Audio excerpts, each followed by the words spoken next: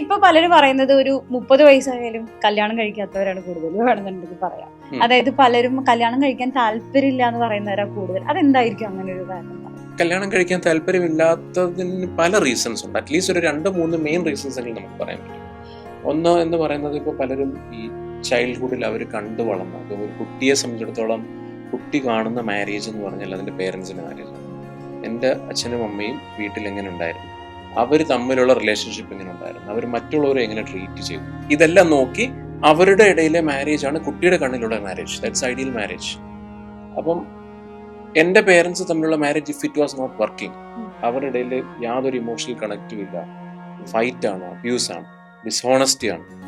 അപ്പോൾ കുട്ടിയെ സംബന്ധിച്ചിടത്തോളം I don't want to relive this life anymore. കഴിഞ്ഞത് കഴിഞ്ഞു. അറ്റ്ലീസ്റ്റ് ഞാനൊരു മാരേജിലേക്ക് കയറി കഴിഞ്ഞാൽ ഈ കാണുന്ന പാറ്റേൺസ് എല്ലാം വീണ്ടും റിപ്പീറ്റ് ചെയ്യും. അബ്യൂസീവ് ആയിട്ടുള്ള ഫാദർ ആയിരിക്കാം, അല്ലെങ്കിൽ അബ്യൂസീവ് ആയിട്ടുള്ള മദർ ആയിരിക്കാം. So I don't want to have a life again like that. So which means that ഞാൻ കല്യാണം കഴിക്കില്ല, ഞാൻ സെപ്പറേറ്റ് ആയിട്ട് ഞാൻ കഴിക്കാതെ തന്നെ നിൽക്കാം എന്നുള്ളൊരു കൺസെപ്റ്റ് വന്നു. സെക്കൻഡ് പോയിന്റ് ഇസ്, ഇപ്പോൾ നമ്മളൊരു ഇൻഡിവിജ്വലിസ്റ്റിക് സൊസൈറ്റിയാണ്. എന്ന് വെച്ചാൽ എല്ലാവരും അവരവരുടെ കരിയർ ഫോക്കസ്ഡ് ആണ്. എല്ലാവർക്കും ഒരു ലെവലിൽ എത്തണം എന്നൊരാഗ്രഹമുണ്ട്. പണ്ടൊക്കെ എന്ന് പറഞ്ഞാൽ കരിയർ കയറി ഒരു ജോലി കിട്ടി, പിന്നെ കല്യാണം കഴിച്ചു, കുട്ടികളായി, ആ ലെവലിൽ പോകണം എന്നായിരുന്നു. ഇന്ന് അങ്ങനെയല്ല. I want to grow personally also. എനിക്ക് എൻ്റെ കരിയറിൽ വളർന്ന് നല്ല ലെവലിൽ എത്തണം. ആൻഡ് മെനി പീപ്പിൾ അതിനിടയിൽ ഒരു തടസ്സമായിട്ട് മാരേജിനെ കാണുന്നവരുണ്ട്. മേ ബി ഈ സമയത്ത് എനിക്ക് മാരേജ് വേണം എന്നില്ല, കുറച്ച് കഴിഞ്ഞ് ഞാനൊരു ലെവൽ എത്തിക്കഴിയുമ്പം I can think of it എന്ന് തിങ്ക് ചെയ്യുന്നവരുണ്ട്. നേരത്തേക്കിന് ഏജ് കഴിഞ്ഞ് പോകുന്നുണ്ട്.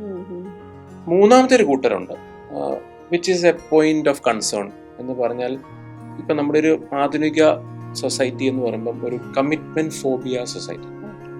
പഴയതുപോലല്ല. അപ്പം I do not want to commit to a particular person. കാര്യം ഒരു വ്യക്തിയോട് കമ്മിറ്റ് ചെയ്യുമ്പം ഞാൻ എൻജോയ് ചെയ്യുന്ന എൻ്റെ കുറേ സ്വാതന്ത്ര്യങ്ങളാണ്, അതെനിക്ക് ഇല്ലാതെയാകുമോ എന്നുള്ള ഫിയർ കാരണം പീപ്പിൾ ഡു നോട്ട് കമ്മിറ്റ്. അപ്പോൾ കമ്മിറ്റ് ചെയ്യാത്ത ഒരു വിഭാഗം ആൾക്കാരുടെ എണ്ണം കൂടി വരുന്നുണ്ട്. Group of people who cannot ഒരു റിലേഷൻഷിപ്പിൽ എൻഗേജ് ചെയ്യുകയും പാർട്ട്ണറോട് അടുത്തിടപെടുകയും ചെയ്യാൻ പേടിയുള്ള ഒരു കൂട്ടം ആൾക്കാരാണ്. സോ അവരുടെ എണ്ണം ഇപ്പം കൂടി വരികയാണ്. Which means that you will find more people without a marriage in the coming few years.